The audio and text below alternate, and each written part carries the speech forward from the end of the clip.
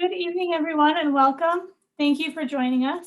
My name is Marie Curie, and on behalf of Harvard Bookstore, I'm very pleased to introduce this event with Thomas Cooper, presenting his book, Doing the Right Thing, 12 Portraits in Moral Courage. I hope you're all safe and hanging in there and adjusting to the time change. Thank you again for joining us on another brisk and windy day in Cambridge. Through virtual events like this one, Harvard Bookstore continues to bring authors and their work to our community and our new digital community during these challenging times. Every week, we'll be hosting events here on our Zoom account. As always, our event schedule also appears on our website at harvard.com/events.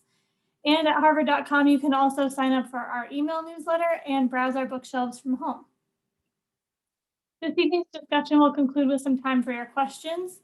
If you have a question for our speaker at any time during the talk tonight, you can click on the Q&A button at the bottom of the screen, and we'll get through as many as time allows.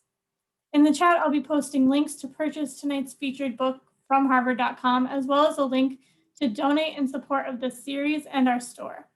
Your purchases and financial contributions make events like tonight's possible and help ensure the future of a landmark independent bookstore. So thank you so much for showing up and tuning in support of our authors and the incredible staff of booksellers at Harvard Bookstore. We sincerely appreciate your support now and always. And finally, as you may have experienced in virtual gatherings these last many months, technical issues may arise. If they do, we'll do our best to resolve them quickly, and we thank you in advance for your patience and understanding. And now, I'm so pleased to introduce tonight's speaker. Thomas Cooper is an author, playwright, musician, and professor of ethics and media studies at Emerson College. He was founding director of the Association for Responsible Communication, which was nominated for the Nobel Peace Prize in 1988. A former assistant to Marshall McLuhan, he was also a consultant to the Eldridge Project, which involved Nelson Mandela, Kofi Annan, and Jimmy Carter. His previous books include Media Fast, Fast Media, and Television and Ethics, a Bibliography, among many others. And he is a co-publisher of the academic journal Media Ethics. His latest book, Doing the Right Thing, 12 Portraits in Moral Courage, tackles everyday ethical questions through the lens of 12 leaders throughout history who were faced with critical ethical decisions.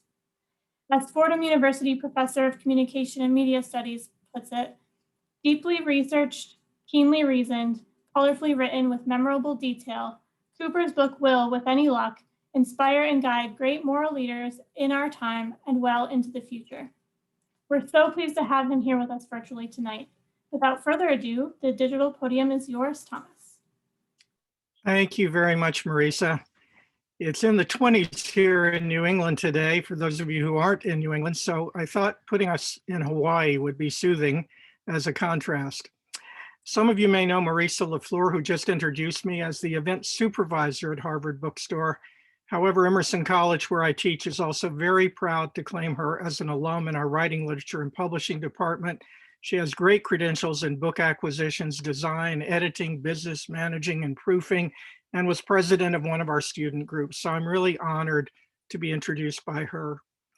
At an event like this, I'm just the front man. The people who've done the real heavy lifting, in addition to Marisa, are Serena Longo, who's the marketing and events manager, Lauren Artilles, who's the assistant events manager, and Audrey Stewart, the marketing and events coordinator. And I'm really grateful to them for their professional and talented work. Some of you may know that the owner of Harvard Books is Jeffrey Mayerson, who runs what many may consider the best bookstore ever. I can say that, he might be humble about it. Jeff also has the technology to make books from scratch and from software, and can provide us customers with what we love in gourmet bookstores, the ability to browse an endless array of titles we've never read, and the ability to hear an eternal parade of authors describe the behind the curtain aspects of their books on days like this. He was also a physics major at Harvard and then received his graduate degree at Yale in physics, so we cannot say his work was not exactly rocket science. The irony is that 48 years ago, Jeff and I were students at Harvard who made trips to the same location, and that setting was called the Harvard Bookstore, but we didn't actually meet until a few months ago. Thank you, Jeff, for the honor of being here today and your kindness to many, many others. I note a number of friends and colleagues from other campuses and organizations, states and countries are here, just to name a few. So to build community virtually, which is so hard to do, I do want to mention a few and where they are.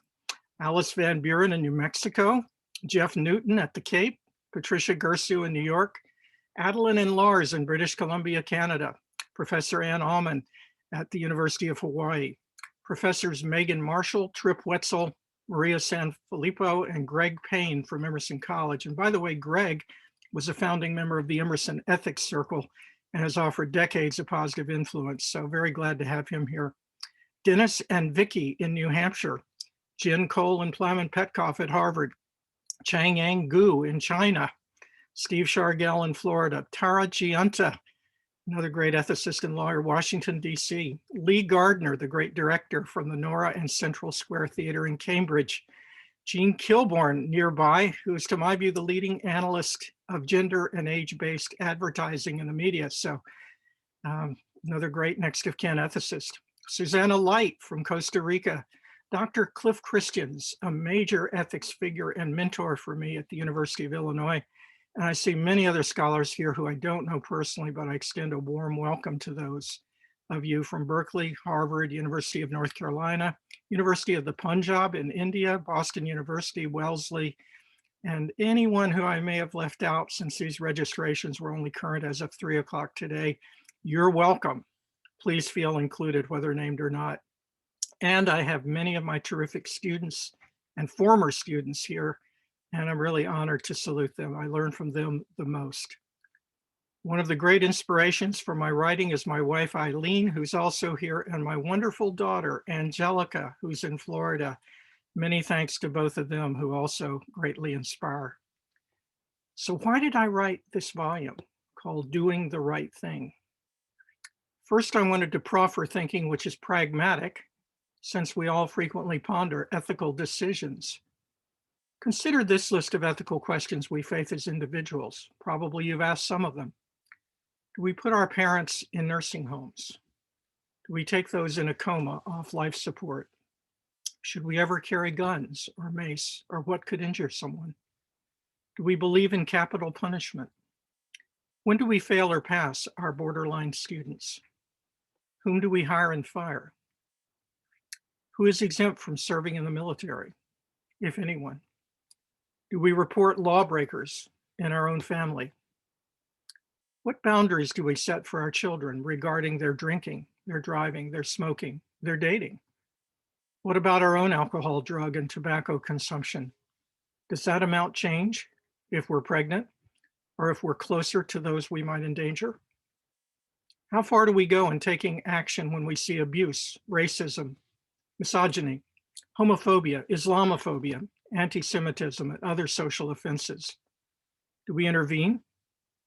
And do we intervene if someone close to us has a damaging addiction or an abuse problem? Beyond those individual questions are the highly relevant ones for society as well.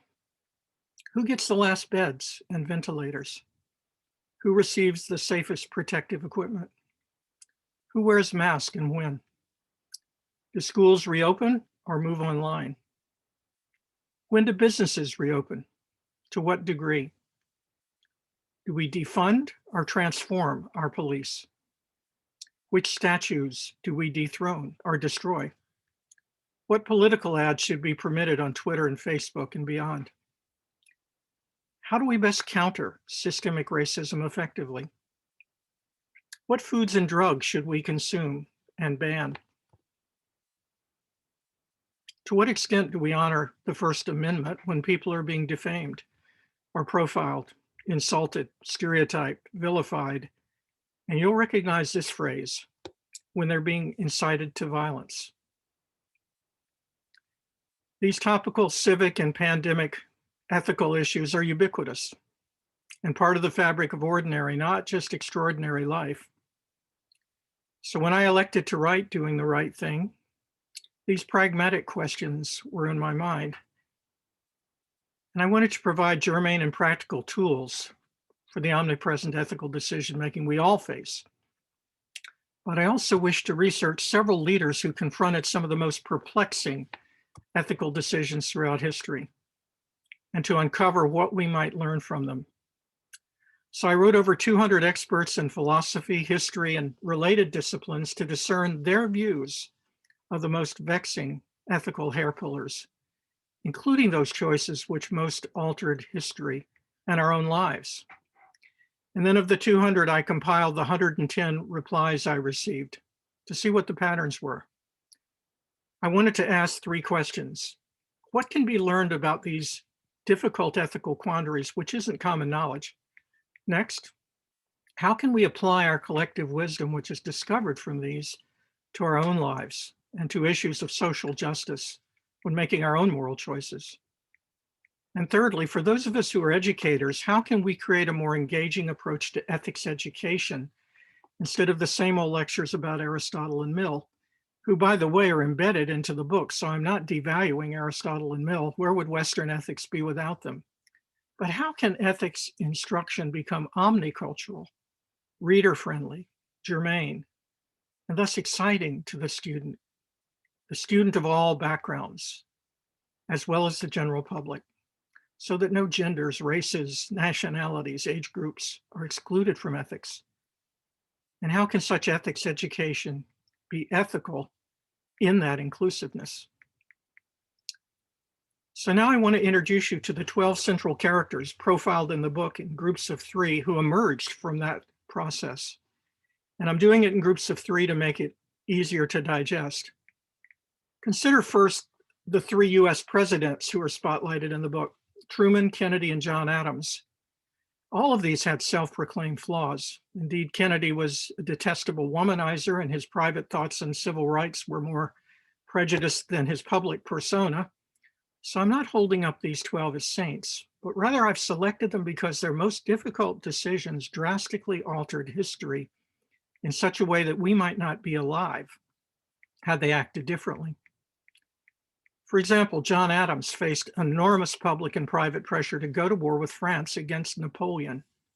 Had he done that, we might all be speaking French, if we were even alive. Harry Truman had to decide whether to drop the first atomic bomb, and then bombs, plural, and thus open Pandora's box by ushering in a nuclear world. That choice drastically impacted not only who lived and died, but also how horribly they died.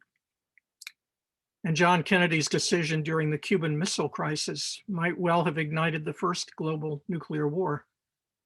Would any of us be here tonight if that had happened? And what would the conditions be if we survived?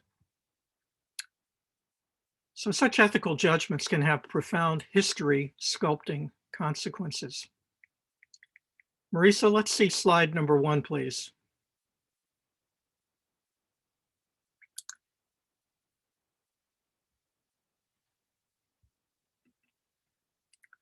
So you'll see Mandela, Queen Esther, and Malala. It's possible you've heard of the first of these, Queen Esther, whom Jews honor at Purim and Christians honor within their Great Women in the Bible courses, although we don't really know what she actually looked like. Note that all 3 of these are what we would now call teenagers of color. Queen Esther stood tall against her Persian vizier, or prime minister, named Haman. She risked instant death by her husband, the king. If we look back using modern language, she's arguably the first person on record to prevent anti-Jewish genocide and the first to effectively model strong female leadership, overcoming patriarchal dictatorship. Although tracking her history proves challenging from a literal historical standpoint. For people of faith, it's certainly an established history. The next young woman, Malala of Pakistan, pictured at right, is the second in this teenager of color group. Malala was shot point blank in the head by a would-be Taliban assassin 25 centuries after Queen Esther also stood up to a ruthless patriarchy which opposed the education of women and girls. And yet Malala went on to address the United Nations to become the youngest co-recipient of the Nobel Peace Prize. And she won her first honorary PhD at an age before possibly everyone here tonight received our bachelor's degrees. The third member of this trio was Nelson Mandela, pictured at left. And I'll use his tribal nickname, Madiba, since Nelson was an imposed name from the colonial English school system. Madiba faced his first vexing ethical quagmire as a college freshman. The agonizing decision he made set the pattern for how he would make future life and death resolutions in the face of harsh white racist authorities for the next 5 decades. So all 3 of these choices were made by young people of high school or early college age who were of races and religions which were being persecuted. I included these young leaders in part so I could say to my own students, you see, you don't have to be a president, nor a white male, nor at the apex of your career to be an ethics exemplar. The decisions you make right now, and this is true for all of us, but the decisions you would make right now will change history, your own history, and the history of those around you, with a ripple effect you cannot fully observe nor measure. Moreover, the choices you make right now might well set the precedent, if not the pattern, for many others you'll make for the rest of your life. All 3 of these teen heroines and hero hold in common with the next trio that their moral choices were made on behalf of something or some group much larger than themselves. For Esther, it was for the Jewish people and her God. For Malala, it was for Allah and for women and children without voice. For Mandela, it was for freedom, equality, what we would now call African people of color, and for a united South Africa. Marisa, may we see slide 2, please? Thank you. Gandhi, Carson, Wilberforce. For this next trio, their causes were also higher than self, albeit crusaders by different names and crusades of different visions. For William Wilberforce, pictured at right, it was the abolition of the slave trade in England, Europe, and then ideally worldwide. And also for him, it was for Jesus, since Wilberforce was a devout Christian. For Gandhi, pictured at left, who taught the sacred Hindu text, the Bhagavad Gita, it was for Krishna. For Ahimsa, which means nonviolence. For humanity, for united, liberated India. Incidentally, since we seldom hear about this, Gandhi also fought for many others, including women and the untouchables in India, and earlier for those victims of severe racism in South Africa. And Wilberforce, by the way, fought very hard for the rights of animals and is among those who created the ASPCA. The third crusader in this group was the effective environmentalist Richard Carson, shown in the middle, and her greatest cause was nature. She sought not only to end human contamination from toxic chemicals, but also to save entire species from suffering, if not perishing. And she's one of the dozen women I'm honoring right now through social media during Women's History Month. Marisa, may we see slide 3, please? The final group of 3, Dr. Marie Curie, Edward R. Murrow, and Socrates to the right, all affected notable outcomes, not only for society, but also within their chosen professions. In the case of Edward R. Murrow at left, he greatly transformed broadcast journalism after risking his reputation, career, and life itself when speaking truth to the power known as Senator Joseph McCarthy. And Murrow was then threatened by the 3 H's backing McCarthy: J. Edgar Hoover, HUAC, House on Un-American Activities Committee, and Hearst, with his damaging tabloid journalism. Professor Marie Curie in the center, who was the first person, not the first woman, the first person to win 2 Nobel Prizes, had an all but career-ending desperate choice to make, which had a huge impact upon leading scientists, science itself, and the humane uses of radiology, not to mention paving a path for other women to become prominent scientists. Finally, Socrates at right. The Athenian philosopher had multiple opportunities to escape or prevent his death sentence, which are frequently not reported when we hear the reductive two-dimensional version of the hemlock drinking episode. With thanks to his publicist, a student named Plato, Socrates was viewed as redirecting the Athenian notion of education so greatly that now much of the Western world is seen as having followed suit. So I'm saying that not only did Murrow electrify journalism and Curie elevate science, but Socrates recast academe so much I'm wondering if we would even be speaking of higher education as we know it, nor would we be welcoming all these books with conflicting philosophies and approaches to knowledge in the same Harvard bookstore without someone martyring himself for an ideal we now call critical thinking. Is this something to think about critically? And it's fine to end the slides here, Marisa. So these are the 12 profiles. Again, I'm not holding up any as perfect people. If you read their autobiographies, their letters, their interviews, you'll hear most of them self-report their own personal weaknesses. Nevertheless, the history-changing decisions that many made under the immense pressure of death threats often saved or ended thousands or even millions of lives. One factor unifying all of the group was that they confronted two types of adversaries, inner and outer. I've already said Edward R. Murrow faced the three H's, Hoover, HUAC, and Hearst. And Truman, by the way, and his predecessor Roosevelt also faced three horrid H's, Hitler, the Holocaust, and Hirohito, while Queen Esther faced Haman. Indeed, the uppercase letter H showed up so frequently, I decided the 12 were important for beating the H out of menaces to society. But I've only described the first type of adversary, an outer one. All 12 also faced inner adversaries, such as depression, fear, ambivalence, doubt, serious illness. Let me give you an example. Rachel Carson.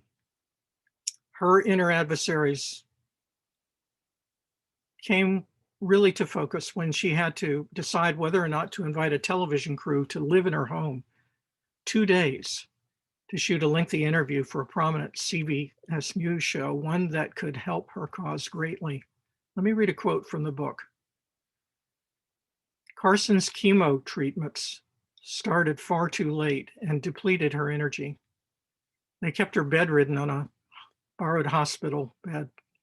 Sometimes they also aggravated her duodenal ulcer, sinusitis, or her other aches from her mastectomy and chronic angina. At one point, there was also a swelling of the sternum, pains in the back, neck, armpits, and then further spreading of what would become a chronic pain almost everywhere. Her doctor had advised her not to even lift a window shade, and she'd collapsed while shopping just 2 days before. And yet she must care for her 8-year-old ward. No one else would, and do it round the clock, whom she described as livelier than a dozen crickets. There were also the two major secrets Rachel was keeping from the media, which they could easily discover if they moved in with her. Either one could break her heart. That's the end of the quote. You may know that Rachel Carson also received serious threats and suffered major press attacks, vicious critics, controversial doctors' prescriptions and diagnoses, which likely would not have been approved today. So if you've been thinking about your own ethical challenges, you might find that Carson's and others in this book fall under the category called, "So you think you've got problems." Some of the people in the book finally escaped death threats, only to find out the next time they lifted their hand for a cause they believed in, they had death threats to their children. What was of great interest to me are the hidden regions of these narratives you don't usually hear. For example, although it's widely known that Harry Truman reported that he thought dropping the first nuclear bomb was the right judgment and not too difficult to decide, most people don't know what he later wrote to his closest relatives, which was just the opposite, that he'd faced an awful ethical dilemma. Nor does the public know that Truman had to make similar choices, only less severe, during World War I when he was a captain in the US Army facing a colonel who frequently threatened to court-martial him. What's widely known about Nelson Mandela is usually about the later Mandela, the imprisoned ANC leader and then liberated liberator who became a nation's leader and Nobel Peace Prize winner. But I'd like to tell you about the early Mandela, a young student being educated at Fort Hare University, the higher education institution in South Africa. At that time, where Black students were accepted to often prepare for low-paying jobs, which would make them members of the Black elite in a South Africa with a pre-apartheid strong racial divide.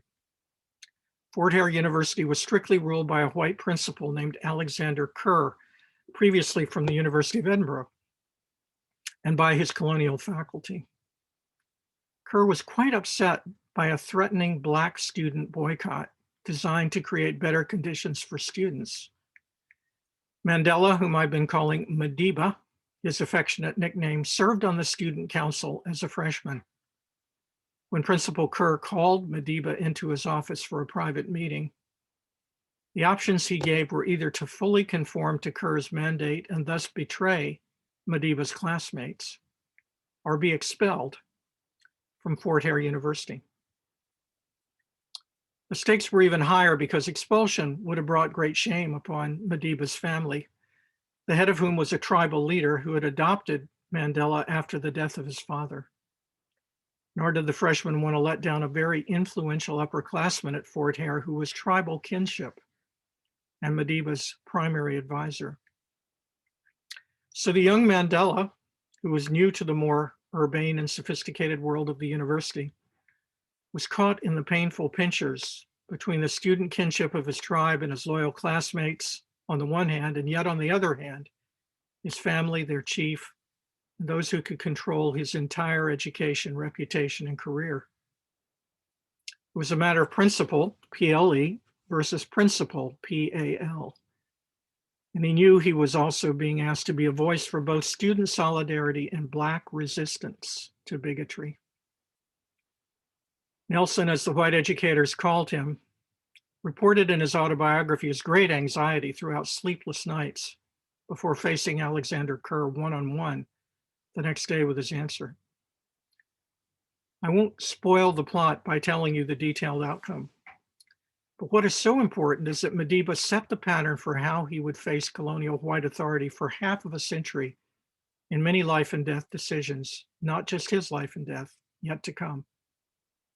In short, this seemingly invisible reckoning made by an unknown African freshman held a far, far greater impact upon world history than could ever have been known at the time, even by Madiba. Let's look at another profile. This is a small appetizer about what was undoubtedly Dr. Marie Curie's most vexing quandary. After her husband Pierre died in a freakish accident, Marie Curie became extremely emotionally close to Pierre's assistant, Paul Langevin. So much so that a great scandal erupted in the French tabloids about Marie's alleged affair with this married father of three. Marie's home was stoned, that's right, stoned, when indiscreet letters between Marie and Langevin were published by the sensational Parisian press, such that the Nobel Committee encouraged her not to travel to accept her second Nobel Prize to avoid further scandal. They didn't revoke the prize, but they urged delay. Marie was being pressured to flee Paris, her beloved laboratory, her students, the Sorbonne, and her circle of key scientists, while her young daughters received death threats. She was the target of vicious anti-Semitic insults, although she wasn't Jewish, and it became impossible for her to work, to be seen in public, not ever to meet her close friend, Paul Langevin, again, although it was never proven that they had been carnal rather than platonic lovers. All of this was a very high double standard in which it was quite acceptable for French men to have lovers and to showcase them in public. And yet it was unthinkable for a woman to do so. On the one hand, Marie's blood family offered her a safe return from Paris to her home in Poland, where she would be offered another lab. But Poland faltered under the heavy hand of Russia, which could totally stifle and control Marie's research. the same Russian government which had executed others who were close to Marie. So to escape to Poland might save her life, her lab, and to some extent her reputation, but it could easily mean death to science as she knew it, and to her life's dream. Despite extreme ostracism, the Sorbonne's pressure, and the dangers to her young daughters, Curie chose to remain in Paris. Years later, during the First Great War, she was ironically instrumental in creating the Petite Curies, vehicles which carried some of the first X-ray type technology into battlefields. Previously, doctors had not known exactly where bullets, shrapnel, and splintered bones were lodged inside wounded soldiers. Now, thanks to Marie, they could see more accurately due to the precursors of what we later would call X-rays. So these Petite Curie vehicles, one of which Marie herself attended, eventually prevented literally hundreds, then thousands of amputations and saved many lives. Thus, Marie Curie became one of the humanitarian saviors of France, not just a monumental scientist and teacher. Had she returned to Poland, many of the women who followed Curie into chemistry and physics would have fallen flat without a mentor and champion. And many of Europe's leading scientists would have been set back for years in their research. Moreover, many thousands of soldiers and their families would have faced far, far greater tragedies. Now, these are just two thumbnail summaries about Mandela and Curie. And there are others about William Wilberforce, who against all odds, with thanks to his Black and white allies, forced English Parliament to change its mind about what was so often called slavery, which we should call enslaved peoples. He was responsible with others for freeing thousands of Africans, including Africans who had led rebellions and who were major catalysts, and their much larger progeny. Time does not permit the story of Gandhi, almost fasting to death in Calcutta, nor for Malala's secret identity and what it meant, nor Queen Esther's clever strategy, nor Edward R. Murrow's answer to his friend's suicides precipitated by Senator Joe McCarthy, and for other riveting stories. But there is just enough time to articulate the patterns which emerged, which transcend yet include these 12 portraits after aggregate analysis. So although there are always exceptions, on the whole, the 12 collectively took into account 10 factors. Marisa, can we please see the first list, slide 4?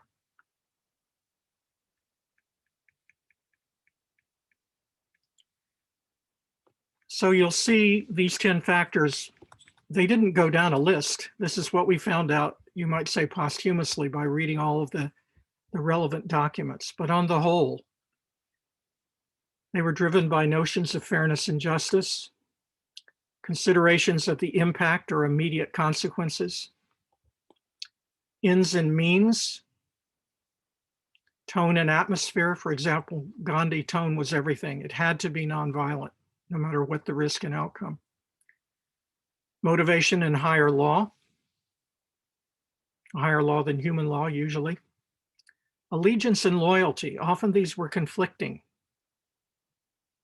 For example, Esther married to a king who was all powerful, but with an uncle who represented an entire people who could be perishing. Values and principles, the cultural context they were in and what was expected by that culture. Implications, these are the long-term and vast, distant impact. So different but related to number 2, impact or consequences, which were short-term. And then finally, proportion and balance.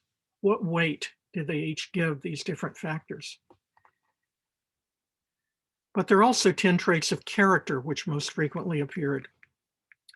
So Marisa, can we see the next slide, please? And thank you, by the way. The next list exhibits 10 ways of being, as opposed to 10 areas of thinking in the first list. 10 ways of being, 10 qualities of character, Again, there are exceptions, but for the most part, they all had courage, persistence, compassion, integrity, inner stillness, self-discipline, service to a higher cause or being, a longing for fairness, uncompromising stamina under pressure, and love and respect for others no less than self. And by the way, if we wish ourselves to model ethics or wish for our children or employees to do so, how do we learn or enhance such qualities of character? Well, there are huge libraries about that. But to go back to Aristotle, he says it's through right repetition. And as an educator, I'd also say it's through full spectrum education. In the United Nations project I'm involved with, we're introducing ethics into the curriculum in primary and secondary schools, not just into new higher education institutions and programs. And we're doing so in every country where such instruction is welcome. And we're encouraging leadership in this ethics education to come from all genders, races, classes, orientations, nations, including First Nations. So while we probably all know that no one human organization can truly change fundamental human nature, I do believe that such full spectrum ethics education matters, and I'm committed to it.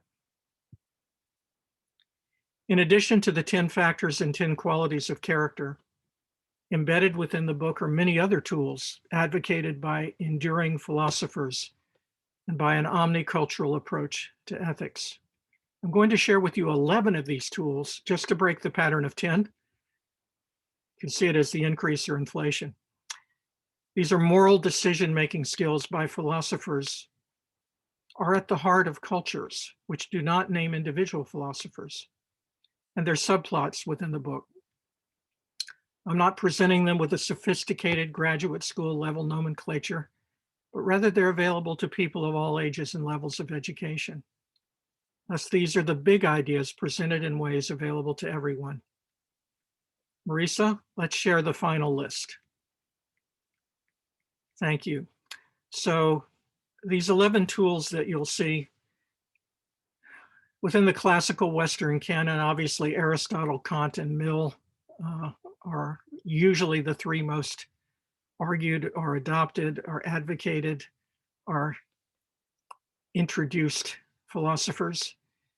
Aristotle, of course, recommending the mean between deficiency and excess, Kant having categorical imperatives that we imagine others doing what we do before make that decision, Mill being reduced usually to the greatest good for the greatest number, although there are great nuances in all of these, but still, these are introduced. Ancients, Lao Tzu. Interestingly enough, he may be the primary one who suggests that decisions make themselves, rather than providing us with postulates, rules, imperatives, and so forth for making decisions. Decisions make themselves. The biblical and the Torah ethical canons.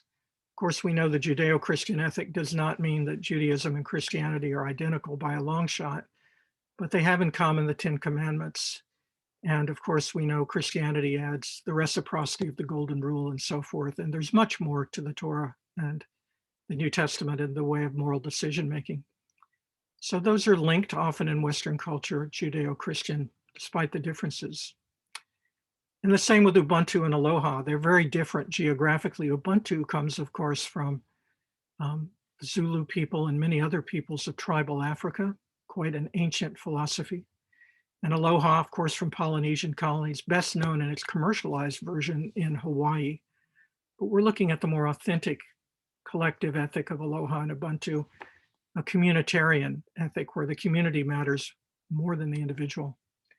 Contemporary, I could mention so many people, but I have wanted to include Carol Gilligan and Nell Noddings, since ancient philosophy so often excluded highly intelligent female voices.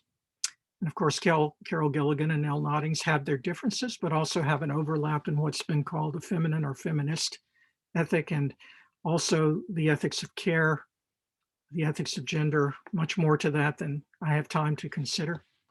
And Thomas Littleben, just naming one indigenous leader of the what we call Navajo people, but what they call Dene people. And of course, we know very often First Nations have a sustainability ethic, what we call an earth ethic, to live for the next 4 or 7 generations. And since we're at Harvard Bookstore, I thought I'd include the two kind of leading, most probably influential Harvard philosophers and theologians of at least the last maybe 80 years, Ralph Potter with his Potter box, and John Rawls with his theory of justice, and much more than that. So both Potter and Rawls have left us recently, but have many, many students and other advocates, and you might say mentees who live on promoting their work. Now, I present a very simple way to make ethical decisions beyond these 11 and beyond the 10 character traits and beyond the 10 factors to consider. And that very simple way to make ethical decisions for those who don't want to struggle through academia and theory is whatever approach you use. And Marisa, we can end the slides here, by the way. Thank you so much. Whatever approach you use, whether your system is academic, like Potter's 4-step box, or employing the communitarian values of Ubuntu, or whether you use Kant or many other philosophers who are not as well known, or whether you consult your lawyer or your advisors or your soothsayer, your shaman, your Vegas odds maker, your partner, your pet, however you make ethical decisions, add these 3 final steps before making the decision. First, further open your mind so you haven't overlooked any key factors. Further open your mind. Next, further open your heart so you can empathize with all parties involved, including those who may be initially hidden, who are impacted, as with secondhand smoke, off the screen, but also those who are sufficiently different that your inclination is not to empathize with them. And then make sure the two are in balance. Why? Why further open your mind and heart and then make sure those are in balance? The great Irish political theorist Edmund Burke, if I remember correctly, said something like this, that life functions best if it's like a sailboat. The sail captures the wind of our emotions and passion. And the centerboard provides the grounding and reason. Without the sail, you go nowhere. You need passion in life. You need direction with purpose. But without the centerboard, you topple. There must be reason, there must be evidence, there must be thinking. And so with both the sail and the centerboard aligned, when heart and mind are in balance, beyond all the steps one has gone through, there may be a place of overview. You may recall the story of Jewish King Solomon, who reputedly was the wisest of ancient kings. 2 women, allegedly, as the story goes, were brought before him, both claiming to be the mother of an infant. They were brought before Solomon while one of Solomon's attendants supposedly held up the baby before him. Both women pleaded with Solomon for the child, claiming to be the authentic mother. And if you know the story, know King Solomon said he'd simply split the baby in half so they could each be equally satisfied. And then, as the story goes, one of the women cried out, "No, let her have the baby." And wise old Solomon knew that this was the real mother. Now, Solomon had proposed a perfectly logical, strictly mental and mathematical decision, 50-50%, perfectly reasonable as mere theory or abstraction on the surface. And yet, clearly, one had to also consider the emotional, the human, the real world factors, the relational factors, and much more. So again, strictly abstract mental decisions may be helpful, but ultimately inadequate. In conclusion, here are the numbers for this lecture. We've had 10 factors to consider, 10 qualities of character to develop, 11 possible practical tools, and a 3-step simple model in one book with 12 profiles. Of course, this isn't all about the math any more than King Solomon was. Of course, my publicist wants me to tell you the book also makes a great gift and asks that you please spread the word to your book clubs, your families, your friends, your talk show contacts, and especially to any unethical people you know who need to learn how to do the right thing. These are, of course, people who graduated from, if that was possible, Trump University, the first president to dissolve ethics training. Someone said to me, "Isn't Trump University an oxymoron?" And I replied, well, perhaps twice, since allegedly he was both an ox and a moron. I do want to acknowledge before ending the 12 and their legacy. We also have our own role models we want to acknowledge and our leaders. And of course, I acknowledge Jeff and Marisa, Audrey, Lauren, and Serena, Emerson College, Harvard University, my friends, my family, the guests who are here, and I acknowledge all of you, whether I know you or not. Thank you for being so patient. Before you ask questions, I do have one last story about Victor Einstein, Albert Einstein's cousin. Don't Google him, he may not exist. But this is the story. He was a famous biochemist, and Victor was praised widely for a specific lecture he took on the road, with a chauffeur driving him to all destinations throughout Europe. Victor came to value this driver so much that he brought him to America with him when he had to flee Germany due to the rise of the Third Reich. So the chauffeur heard Victor's lecture over 100 times, and one day he said to Victor Einstein, "You know, I've heard that talk so many times, I think I could give it from memory."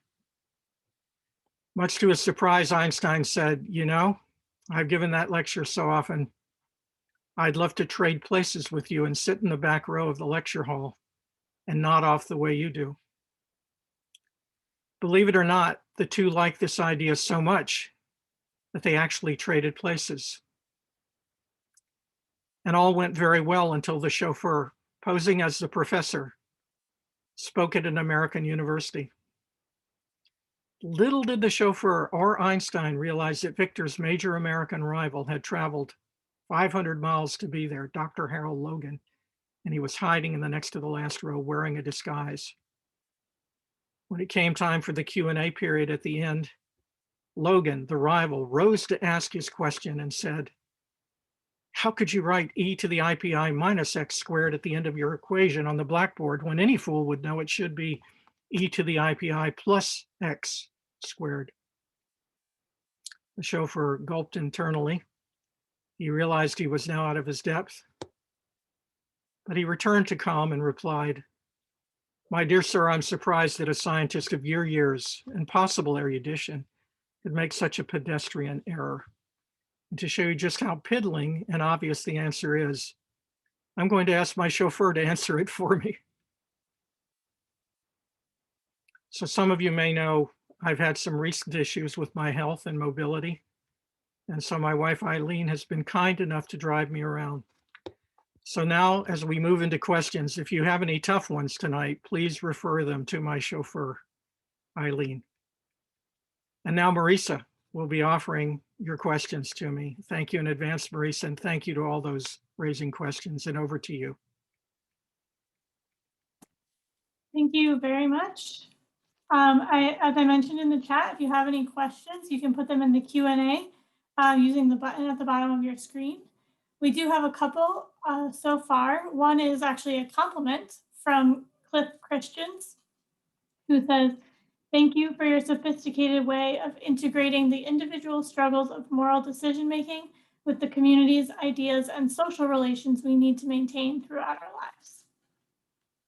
Thank you so much, Cliff. Great to have you online, no doubt from the University of Illinois or nearby. Cliff is an absolute leader in the subfield of ethics called media ethics and many adjacent fields. And long after his he shows this level of support to the people he's mentored along the way. So many, many thanks to you, Cliff, and thanks for your role, not only in this book, but many others by so many people over so many decades. Thank you, Cliff. We have one other so far. The question is from an anonymous attendee. And the question is, what do you think are the first concrete steps we can take to apply what we've learned from these leaders in our everyday lives? Thank you.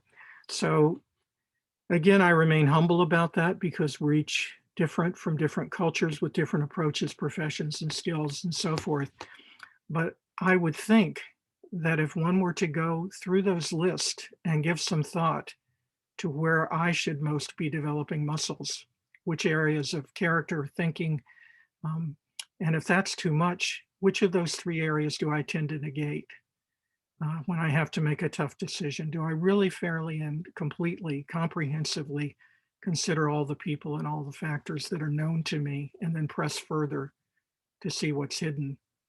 And then give it some time to make sure that I haven't rushed to judgment. And I think it's also very important to realize that not every ethic is the same, that people from different cultures or different backgrounds may see the matter as highly ethical that we see as unethical or questionable. And so to also learn much more about the other and the fundamental values that the other might have, and question my own programming.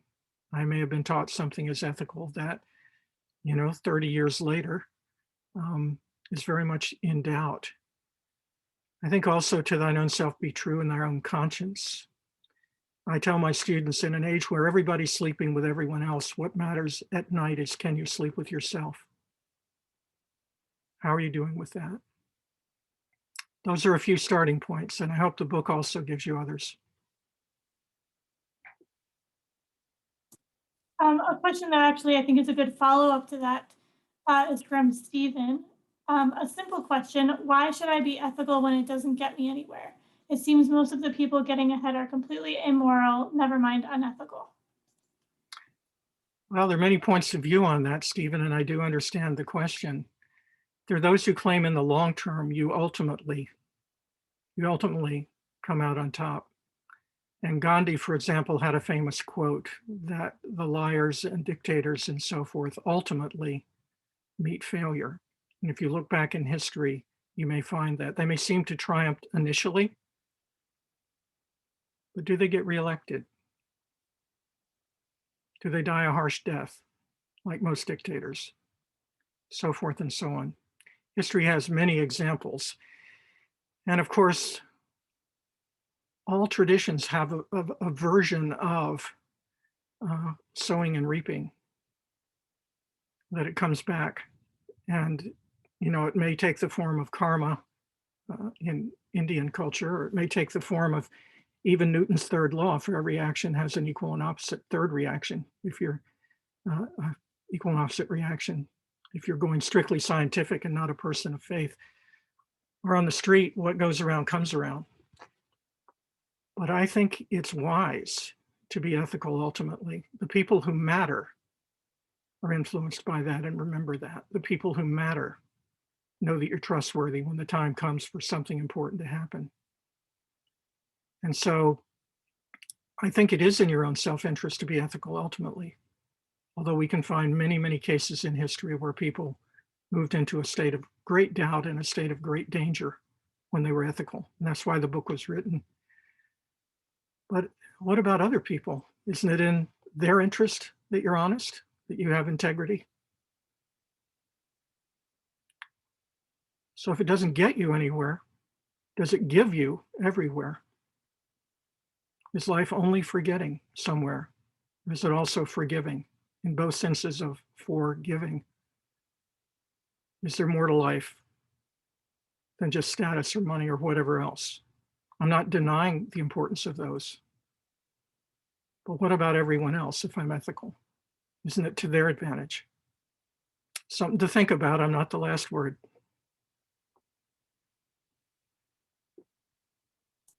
Another anonymous question: how did you choose which individuals to focus on in your work on this topic? So I sent out letters to 120 people. A couple of them are online tonight who gave me great ideas. And I asked them these questions: who faced the toughest questions, but also the questions that changed history.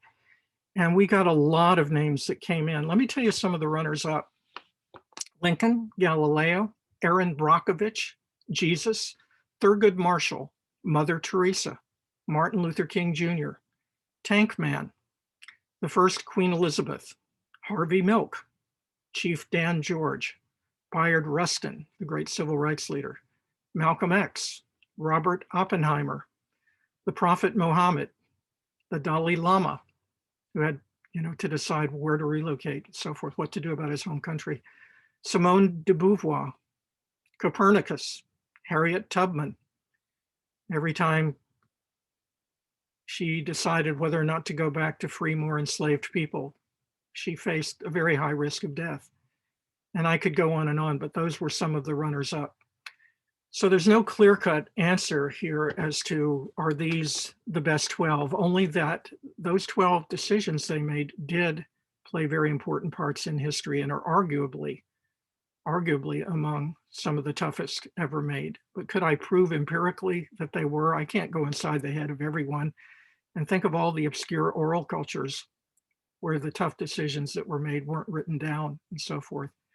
So I don't claim to be an absolutist about this, but I certainly think that the criteria got us to thinking about the issues that were important to these 12 and to whether or not we feel they could be learning incidents for all of us.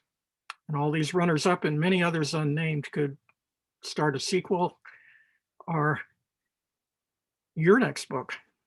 I'm hardly the only person to consider this. We have time for 2 more questions. One from Tara.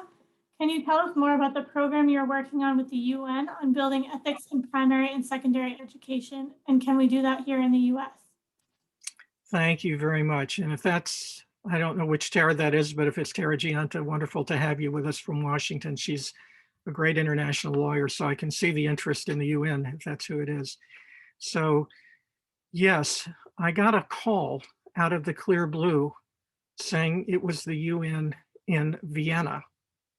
And I thought the odds of that happening are very, very low. This must be spam. But the woman gave me her name. She had an Israeli accent, an Israeli name, and so forth. And I looked her up and she was genuine and the program was genuine. And what it was that the United Nations, in one of their branches, the Vienna branch, had received a significant amount of money from the Doha conference and wanted to put a lot of time into preventive ethics. And as you know, so much of the UN money goes into putting out fires after they start, border disputes and arguments and who should be in and out of which council, all of those things. But this was preventive. And they saw ethics education as preventive, not only at the university level, but also at the secondary and primary level. So that you'd start studying ethics and moral decision making, maybe for second, third grade. And the argument was that the UN could probably best do this because they're used to working with multiple languages, time zones. They have all kinds of software to translate. They have many, many experts at their beck and call. They've been through this in trial and error for many, many other problems and policies. So they're very well positioned. And what they did was they called together a group of a dozen experts, quote unquote. I was supposedly one of them, although I'm very humble about that term. And we met to consider what kind of curriculum could be offered that would cross all the boundaries, religious and other differences of cultures, and how it could be customized to each culture at all 3 levels of education. And from that grew many, many other experts, some of whom were primary school experts and others secondary. I stayed with the higher education group. And then it grew to a group of 80 at the higher education group and so forth. We developed many, many modules. And anybody who's interested in that, I could send you a chapter I wrote for a book about it that has all the links in it to those modules, or I could refer you to the person who's in charge of the project overall. So that's an appetizer. There's a lot more to it than that. Thanks, Tara. Okay, for the last question, I'm going to combine 2 questions that were pretty similar. So one part of it is how can you help us understand amoral? Today, the problem is often not knowing if it's moral or not. The issue of immorality is important, but how does your thinking work when we don't recognize ethical issues as ethical? And then similarly, could you talk more about the distinction between ethics and morals? So we live in an age of speed up, and there have been some great people who've written about the consequences of speed up. And one of them is that professionals are often forced to make quick decisions without considering the ethical dimension. Doesn't mean they have to do it that way, but if you're on deadline trying to beat the competition. So I think slowdown is one answer there, to recognize if it is an ethical decision and to ask yourself, might there be innocent bystanders I haven't thought about? And might there be hidden factors I haven't thought about? And I think we all have the power of slow down. We don't think we do. We seem to be in an age of increasing speed, but suddenly COVID told us the tempo changes.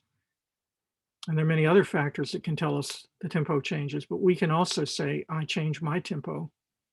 And I do want to pull back and look at a decision I'm making hastily to see if there are ethical implications. The question amoral depends on how you mean amoral. I mean, the conventional use of that is without morality. Some people would argue that's impossible, that everything, if you think about it, has implications for other people and for their well-being, and thus is moral. But let's say there are truly amoral decisions. I think the book equips you with a lot of factors to consider, even if the decision seems to be beyond morality. Many people think the difference between morality is it pertains to faith in a higher power, and ethics goes further than that. It's for everyone. But I don't think that's true. I don't think that you're necessarily immoral if you're without faith, and that you're necessarily unethical if you don't have a professional ethics code or whatever. The levels of definition for ethics that I've discovered, and as you know, there are hundreds of languages and dialects and so forth. Some of them don't even have a word for ethics. So a lot of this is culturally based. Many First Nations assume that ethics is just the way things are rather than having a separate branch of thinking and language about it. But the levels of definition I found work best are a way of life, such as the Judeo-Christian ethic or the communist or the capitalist or the socialist ethic, by which almost everyone has a way of life. So everyone's ethical. They may just not see it that way. The second level is all those different definitions and synonyms for professional ethics.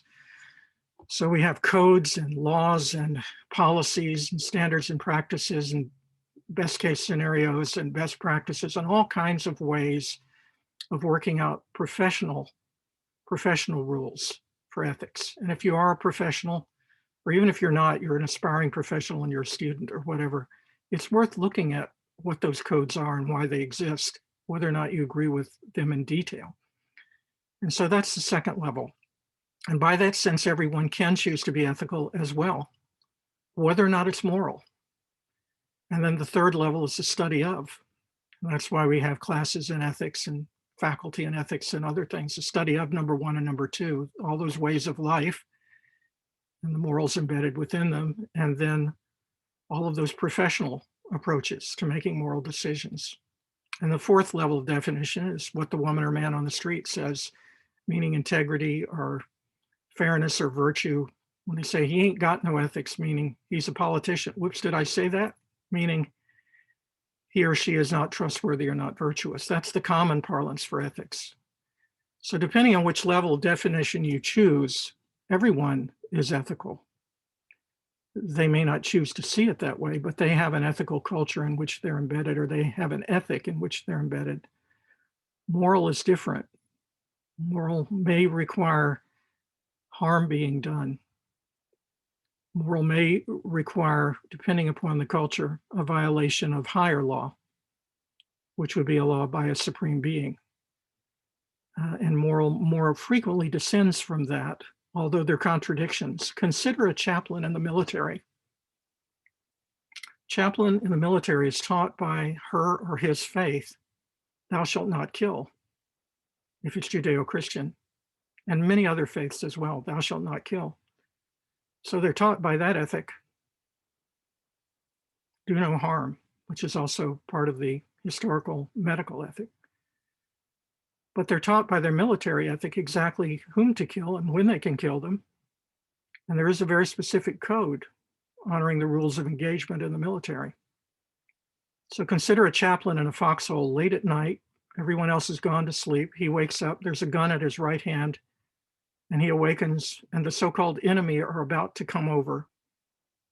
And he can grab the gun and kill someone to save a life of one of his fellow soldiers who he loves. He's been taught, love your neighbor. He's also been taught, love your enemy. See how complicated it can get? But morally, his obligation to his God is not to kill. Ethically, his obligation to his profession is to protect every soldier he possibly can in their life, even if it means using a gun. And he's been taught both approaches to ethics and morality. I hope that gives you just one sense of how the two are distinct and can be in conflict, but frequently they can be harmonious. Did you say there's one last question? That was the last question. Oh, that's great. That means I get to jump to something that I want to share with you.